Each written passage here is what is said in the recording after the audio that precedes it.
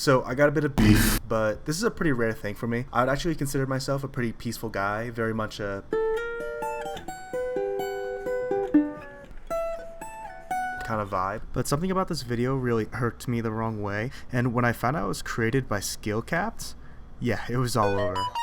So a little bit of background, I actually used to subscribe to SkillCapped when this game first came out. It's basically like a baby's first guide to playing the game of Valorant. And as a baby to Valorant, I was like, oh, this is really cool. But in about a week or two's time, I realized these videos kind of suck. I mean, firstly, all the information is really basic, and if you really wanted some educational Valorant content, there are way better channels out there to find that. Plus, you can get some coaching, and if you want to pay, there's other options, but basically, this is not a good source of information. Secondly, all their videos feels really corporate, you know, it feels like Watch Mojo in that way, where it's a business, not a passion. And finally, I just don't believe these guys are very good at the game. That's just the vibe I'm getting from them. It's just like their analysis and the way they talk about things feels very base level, you know? Alright, but enough hate. Let's actually get into this video and break down why I really don't like it, and, you know, in good old internet fashion fun, let's have a hate watch. Okay, so to be fair, there are some things I think the video gets right about some of these roles and how they separate them. Initiators being a great example of assisting your teammates versus gathering information. Now, of course, the name set-uppers, or at least I think that's what they call it, is dog. It's awful. Please don't call each other set-uppers. That's such a bad name. But they're not wrong in that a lot of these characters do set up their teammates for success. And then there's other initiators that their main goal is just, is to gather information. Now, I would clarify that this is active information, that they have to actively use their utility to get this information. Whether that's a flash that detects an enemy, whether that's a dart or a drone or a dog, you have to use that ability to get information out of it. Moving on, duelist. Now, the way they separate these duelist roles aren't wrong, but the reasons why is incorrect. You know, it's like a math problem where you got the right answer with the wrong equation. You can't call just one group of duelists space makers, because they're all space makers. All duelists push forward, they all take space, that's how they play. It's the way that they take the space that matters. My cat is in my lap now. Hey kitty. It's not even my cat, it's my roommate's cat. The way I would separate these two is between mobility and self-sufficiency, or at least that's what I would call it. Now, mobility is very obvious, it's very rudimentary. Go fast. Things like jet dash, raise satchels, and just Neon's entire kit basically is built around going fast and taking that space with speed. This is great because you can mess up a lot of enemies' timings, you can have really fast attacks that catch people off guard, and you can easily capitalize on things like flash and stuns. Whoa! Now, I actually would put Yoru in this classification of mobility duelist because he kind of takes space through mobility. But if you want to argue that Yoru doesn't belong in this mobility category, that's fine, I don't really care. Now, SkillCapped's other category they give is called duelers, which is stupid. And I get it, they take duels, that's sort of their role, but I mean, first off, the name is terrible and my cat is eating paper. But there are two aspects to these duelers that I think is very important and should be clarified. They are, one, self-sufficient in the fact that they don't need setup. They have their own flashes, they have their own walls, they have their own LOS breaking tools, and a way to give themselves an advantage in this 1v1 fight. Then, once they win that 1v1 fight, because again they have the advantage, they have something to keep pushing forwards. They have the heal, they have a dismiss, they have double tap to put the shield back up. All these things allow these duelists to push forward, take the space by themselves, and continue pushing forwards afterwards. That is the most important part about what I consider self-sufficient duelists.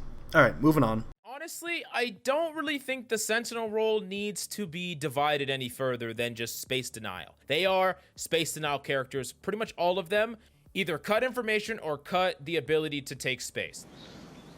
You know, it's amazing. You are 100% wrong. I mean, nothing you've said has been right. Now, space denial, I guess, is kind of a catch-all term. It's basically just saying Sentinel. Sentinels are known for their defense, but there's a reason that some Sentinels are really niche, and some are really good. And you don't really need to guess. I mean, you could. Go ahead, put it in the comments right now. Take your best guess. But most people would just say, flank watch. yeah, if they have something to watch the flank, they're going to be better than characters that don't. There's a reason Deadlock doesn't get nearly as much play as a Killjoy or a Cypher or even a Chamber. Now, this is true, but I would not classify this as flank watch. I think that's a bit reductive, and cat, stop eating that paper. I actually need that for later. I would actually classify this as passive information. Remember that? Remember I was talking about active information? Well, Sentinels, at least the really good ones, they get passive information. They can put a turret or a trip or something to watch a certain area of the map, and they know that nobody can come through that area. So if I had to take Sentinels and break them into two different roles, I would say characters with passive information and characters without that passive information. Maybe we could say passive information and stopping power, or space denial as they wanted to clarify it as, but it doesn't really matter. That's the most important part that they missed about Sentinels. And finally, controllers. In a way, I think they're sort of correct, but they also overcook just a little bit. There is a big difference between dome smokes and line smokes, but I wouldn't go as far to say that they are completely different types of smoking agents. But I don't blame them for really getting this wrong, or at least in my opinion what is wrong, because I had a lot of question marks about controllers too. I felt like every other role really broke down to one or the other, and maybe a hybrid of the two. So like initiators, you have the setup agents, you have the agents that get active information, and then the agents that kind of do both, like Sky and Gecko. But for controllers, there's a lot of blanks, there's a lot of mystery, there's so much overlap and different things that each hero does. What do you call them? Well, here's how I did it, and this is going to be really interesting. Let me cook, okay? Let me figure this out. Let me just throw something out there, see if it sticks. Pure controllers like Brimstone and Harbor, that their only objective really is just to get really good smokes down, really good denial, and then their kit either allows them to help pushes, like, you know, with the stim beacon, or are just more smokes. Harbor is just all smoke. He smokes a lot. He is a smoker for real. So if you're not a pure smoke agent, a pure controller, what are you? You're a hybrid. Yeah, this is actually the reason I wanted to make this video. The reason I was thinking so much about these roles is because one agent, one controller, Clove. I already said I'm not much of a hater, but I do not like Clove. I do not like her. And it's for gameplay reasons, obviously. I mean, I also hate her voice lines. I think they're really annoying. But for the most part, I really dislike the way she plays and the people that play Clove. Which, some of my friends actually play Clove, but, like, that's their flex pick, you know what I'm saying? Because in my head, I just couldn't think of a reason why you'd actually play Clove over a better agent like, holy shit, Cat, what the f*** are you doing? Why wouldn't you just play Omen over Clove? I mean, Metal is not a good ability. It's really hard to combo. It's really hard as a setup. And the blind from Omen is way stronger in so many different ways to help your teammates and to push for yourself. Plus, Omen smokes are just objectively better. They're bigger, they last longer, and you can throw them from further out. It seems like the heal, the ult, and the passive were the only things really left that made her. And in a way, I just thought, well, why wouldn't you just play a duelist at that point? Wouldn't a self-sufficient duelist be the same thing? Oh my goodness. She is a hybrid character of a controller and a duelist. It all makes sense. It all makes sense now. Why I don't like any Clove mains, because they're all just duelist in disguise, and they have terrible smokes and never use their metal correctly. Oh my goodness, it makes sense now. It makes so much sense. Now, I'm not going to spend the 2 hours it would take to break down why I don't like Clove, but just the fact that she is kind of a duelist made so much sense, and all of a sudden, I started to make connections everywhere else. Like Omen, he's basically an initiator. His flash is just that good and that useful that he can use it for his team most of the time, because it's just a big old straight line, throw it at your enemies, even through walls. That's a good ability. That's a really good ability. Viper, well, she's always been played kind of like a Sentinel. The way she plays, walking through her walls, getting that decay, getting that 40 damage plus the vulnerable on the ground that she shoots, that's a really hard thing to push through. That's a lot of stopping power.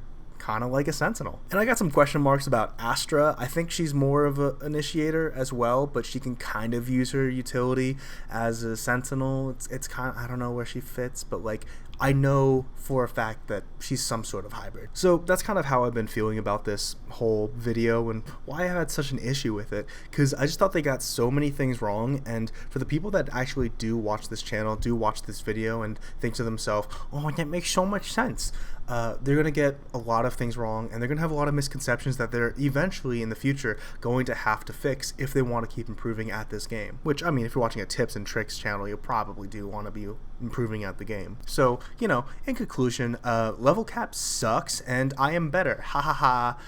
The end. Except it isn't. This is only part 1. So I had a lot of these ideas, but I didn't just cook in a vacuum. In fact, I spent a lot of time on the Valorant wiki page, the Valorant fandom wiki. It's not official, but it's a pretty cool thing. And I learned a lot of really cool facts about Valorant agents and their abilities. So, you know, here's a small list of things that I learned. Did you know that Killjoy mollies only do 45 damage a second? 45. That is the slowest damaging molly in the game. I mean, I guess you could say KO, kinda, and definitely, oh my goodness, Viper only does like 16.5 damage per second, but the whole point is the vulnerable buff is really strong. Killjoy mollies only do 45, Brims do 60. That's crazy. 60 damage per second, and so does Phoenix. Phoenix has a better molly than Killjoy. Now, to be fair, in balancing respect, I'm sure the number 45 is really important for when you get vulnerable. It's very obviously, it's going to be an obvious combo for a lot of Killjoy mains. And at the same time, you'll also get 2 Killjoy mollies. Isn't that nice? Doesn't that make it much stronger? Who cares? I think that's garbage. In my personal opinion, if you're getting stalled out by a Killjoy molly, from now on, you should just run through it, not care. It's so weak. It's so pathetic. Just go through it. Fade has the most additional effects on her abilities, which is crazy. She has Decay, Mart, which leaves a terror trail, Tether, Deafen, Reveal, and Near Sight. Night Sight, oh my god. Which is crazy, because most abilities in the game only have 1 debuff, but Fade has just stacks on stacks on stacks. I have no clue why. All the smokes in the game are different sizes. For example, the largest dome smoke in the game is actually Harbor's Cove at 4.5 meters. And finally, the thing that I probably looked at the most was just the list of duelist controllers, initiators, and sentinels, which made me realize something. There are only 5 sentinels. I'm a sentinel main. I did not know there were only 5 sentinels. I'd always felt like I named 5 sentinels and went, I feel like I'm missing one. Because there's only 5 of them. Duelists have 7, and initiators and controllers both have 6 respectively. But even if we were to use my classification of controllers as hybrids, which is, you know, Clove, Omen, Astra, and Viper, that's 8 different duelists, 8 different initiators, and still only 6 sentinels. Bro, where are my sentinels at? So that made me a little bit sad, because I'm a Sentinel player myself. I really like Killjoy and Cypher and a little bit of Chamber every now and then. Sage is cool on occasion, and Deadlock is funny. I just don't use her in ranked. And then I looked at the hero release dates and noticed that there is no clear pattern, but the last 3 agents have been a Sentinel, a Duelist, and a Controller. And a lot of people are saying the new hero is likely to be an Initiator, because out of the 4 roles, that's the one that hasn't been picked in the last 4. Makes sense. But we kind of need more Sentinels. Now, I don't think it's going to be a Sentinel, because obviously no one plays Sentinel. It's a disrespected role. I don't know what to say, man. I don't know what to say. So, what if we have a bit of a compromise? What if this new agent wasn't just an Initiator? It was a hybrid Initiator Sentinel. Thoughts? Feelings? Emotional baggage? What do you think? I think it's a cool idea. I think it might work, and let me explain why. So, looking at the Initiator role, again, assuming that this will be a new Initiator, the hero that's been trailered and teased all the time with all these roses and petals and thorns, we can see a clear distinction between the set-uppers, stupid name, and the agents that get active information. And then there are those who do both. So, Sova, Fade, Info, Breach, KO, Assists, Sky, Gecko, hybrid between the 2. Makes sense, right? Well, at the same time, they kind of mirror each other as well, don't they? Sova came first, and eventually Fade. Sova has his dart, Fade has her eye. Sova has his drone. Fade has her dogs or cats. What do you call them? Dogs or cats? Breach and KO, kind of the same thing. Both have their flashes that help out their team.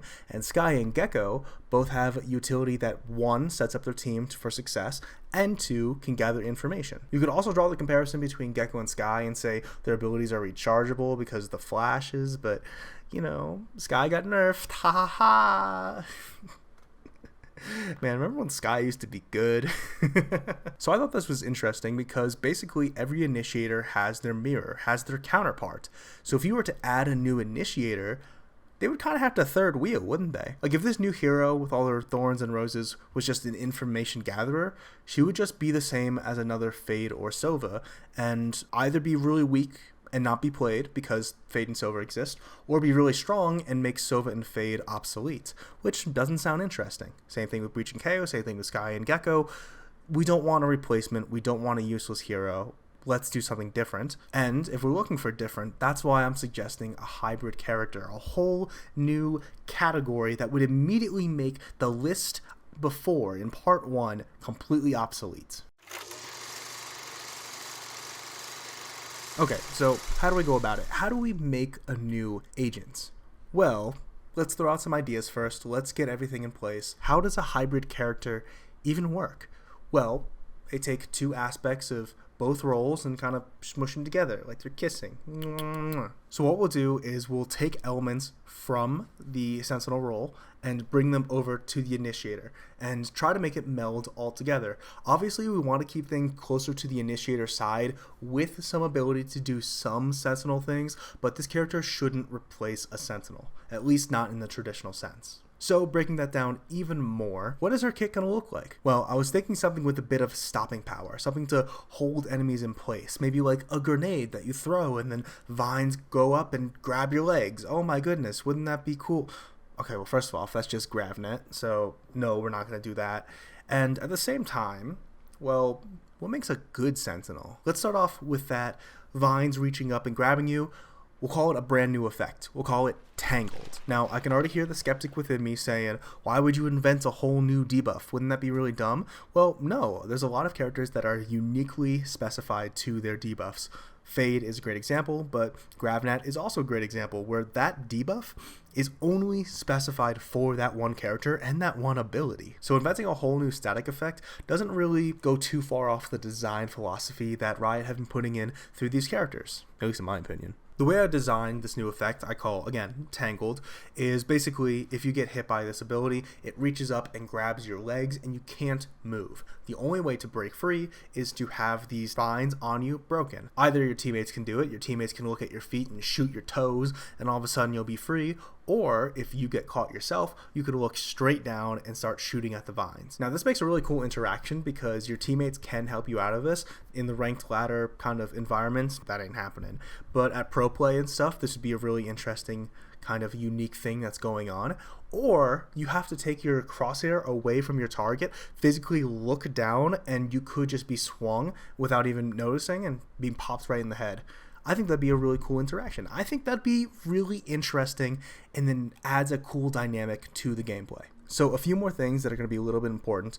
Let's make this Tangle ability a little bit weaker, right? It can't just be a better GravNet. Because if it was just a better GravNet, then all of a sudden one of the abilities that a Sentinel has just gets outclassed by an Initiator. Even an Initiator Sentinel hybrid, I think that's a bit unfair. So what can we do to the Tangle effect that kind of limits this power? Well, first of all, it's coming from the ground. So let's say if you're in the air, you don't get hit. Okay, well you can't just jump once and not get hit. Let's say higher than maybe a box level.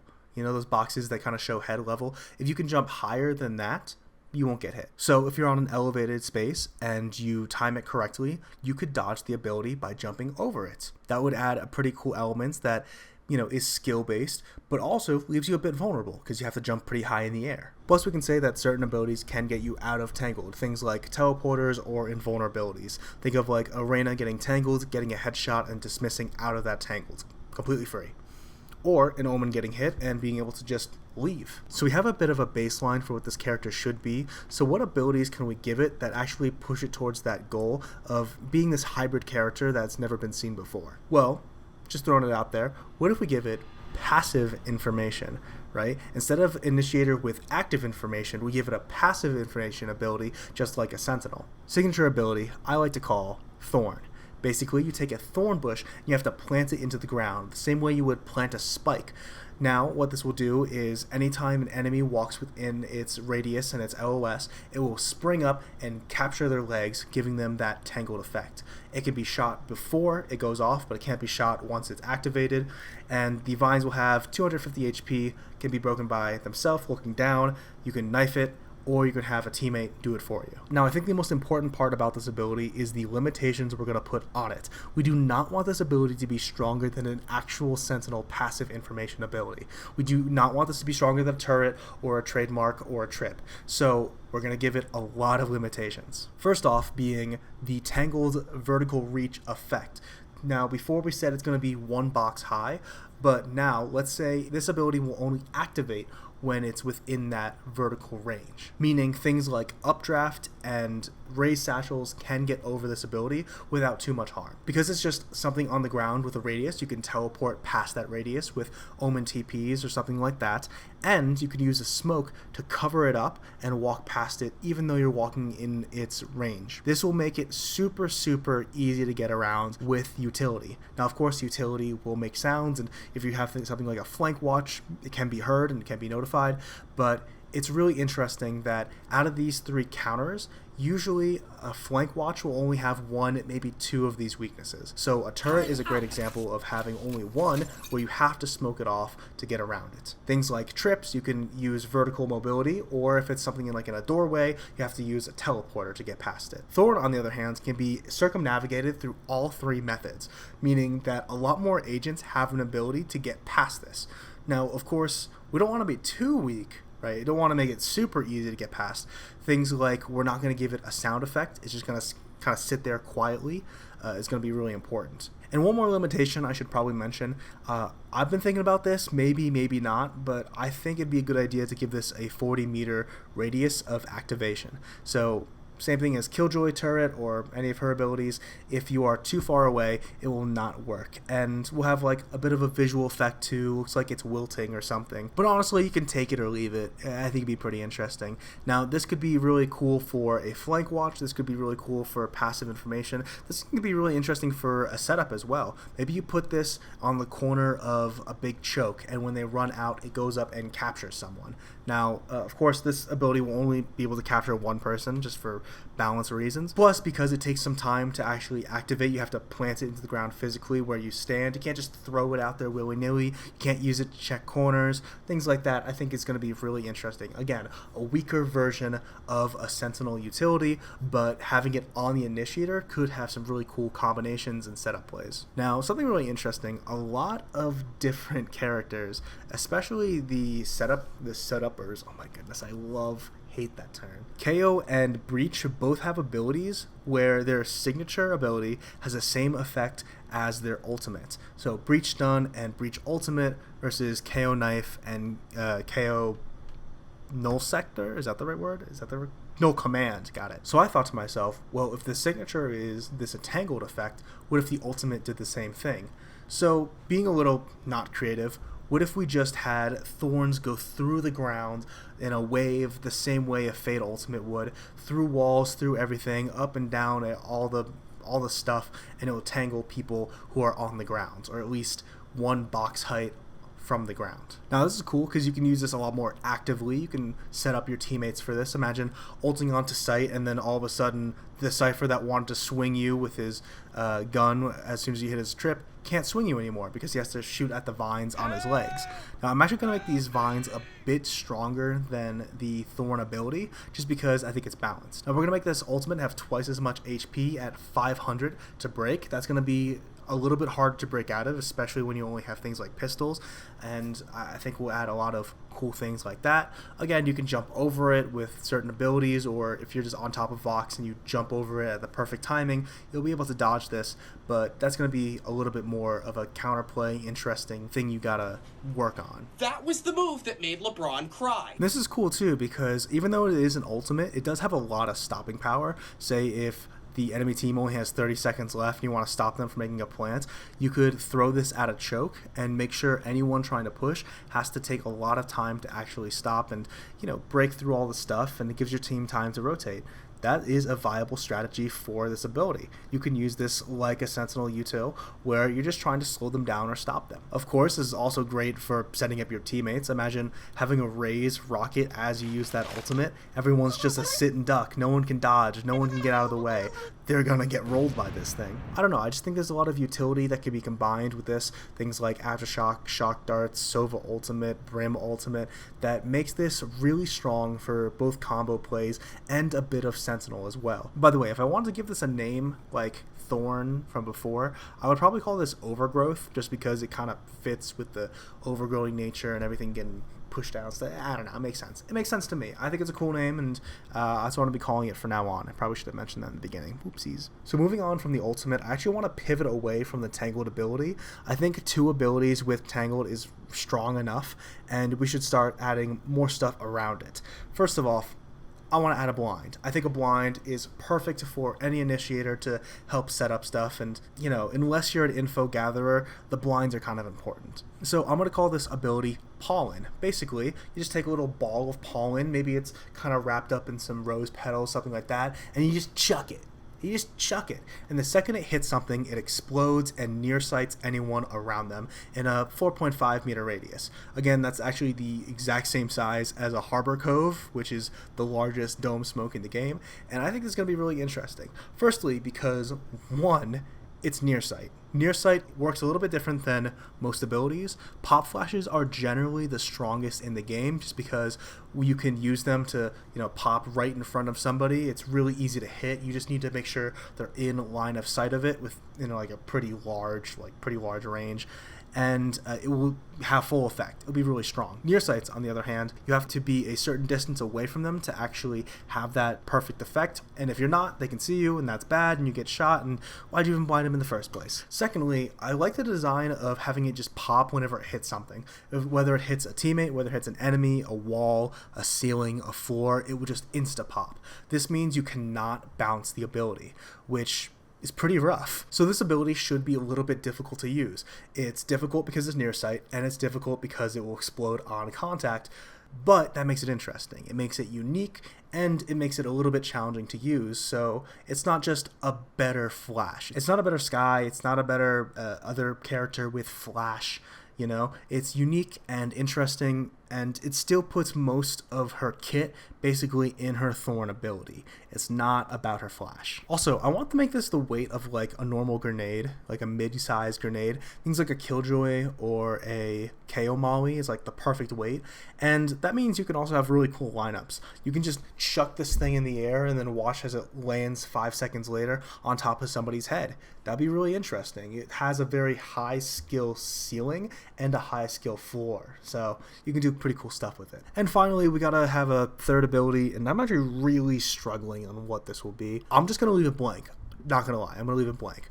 There are some things I know I don't want it to be, and some options that I'm kind of considering, but for the most part, we can run through it actually. Let's run through it. First of all, it should not be a heal. We do not need more heals in the game. In fact, I think 2 is like a perfect number. Having 2 characters that can heal their teammates is unique enough where it doesn't come up often in games, but has to be accounted for, and you have to think differently about the game when those exist. Self-heals, I'm totally fine with. I don't really care about that. Self-sufficient characters are cool because they're mostly just, hybrids of Duelist or Duelist themselves. But yeah, no heals. No.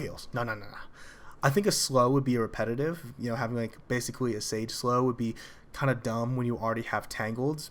Does the same thing, maybe even does better thing. Who knows? We should definitely not give it a reveal, like the equivalent of a Sova Dart or a Fade Eye. That is definitely too much.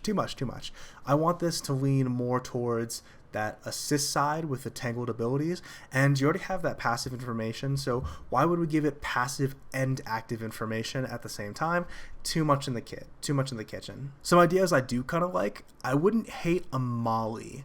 Now, I don't want the Molly to be too strong. I think, again, the Tangled ability should be really interesting, but I think a Molly would be cool to like combo with. but I don't want that combo to be too strong. You know what I'm saying? You know what I'm saying? I feel like that might just be a little OP. A stun is an interesting idea, but I don't love it.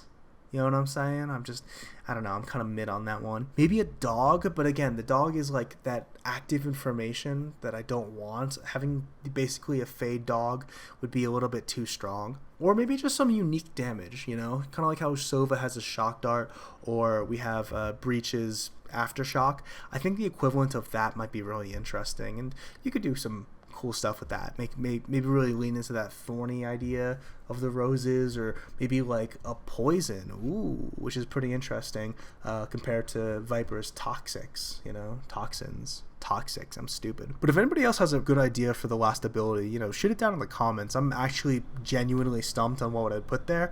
I'm leaning mostly towards unique damage. I'm not really sure, and I spent like 3 days thinking about it with no luck. So yeah, so I think basically what I cooked up here has been pretty interesting. The only issue I have with this character, besides the last ability just being blank, is I just added an OC to my favorite game, and that's really freaking cringe. I created an original character and just threw it into my Valorant game and made up a bunch of statistics and stuff and cool abilities that are never going to come true. If somehow I nailed it right on the head, and in like a month plus time, maybe a month time, depending on when this video comes out, it's gonna take me a while to finish this, I nailed this character and I predict tangles and I predict like a bunch of cool things and like pollen and stuff and the ultimate and the passive information, just a hybrid idea at all with initiators, then I'm a god. I don't know. I'm cheating. Wall hacks. But yeah, I just think this is a complete shot in the dark and a fun little thing for me to do. And if I'm having fun, I might as well go all the way.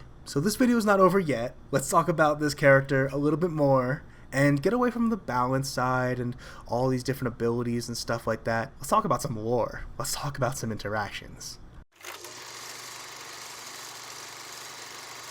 Okay, so the rest of this video has been pretty like analytical and breaking down stuff and blah blah blah blah, but let's have a little bit of fun and talk about this character. I'm thinking the name should be Rose.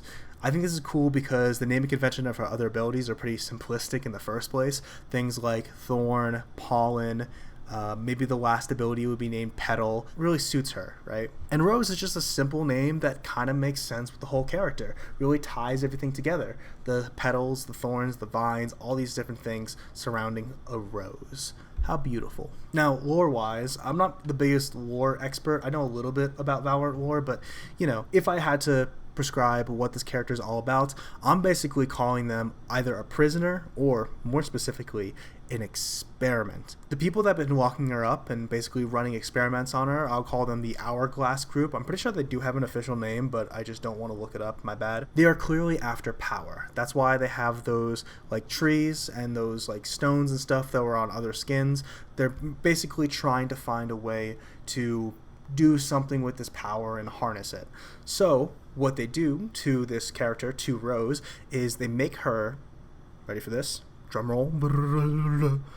They turn her into a radiant. So from what I can tell from the lore, it seems pretty random when the people become a radiant. You know, it's just kind of due to exposure and stuff like that. But Hourglass has been trying to manufacture these radiants instead of just waiting for them to pop up. Now, Rose is one of the only experiments that actually work for them. And now that she has all these powers, they're kind of scared of her, so they keep her all locked up and stuff like that. But they still run experiments now and then to figure out, you know, how she's doing, how it's working, if there's any side effects, and, you know, if they can recreate this in the future to give themselves powers. Rose is obviously going to escape when Omen, ISO, and Clove come, so they're going to help each other out. Omen, ISO, and Clove obviously giving her like a weapon or something and trying to get her out, but she's also going to have a lot more intimate knowledge about the facility and about these people and what they want. Then, once they get out of there, they're going to meet Brimstone and Sage and stuff at the Valorant HQ, and Rose is going to become one of those agents. Now, when Rose becomes one of those agents, she does have a very important thing to clarify. The one thing she wants in her life more than anything is to be free. Obviously, breaking out is a pretty good start. She has nowhere to go, so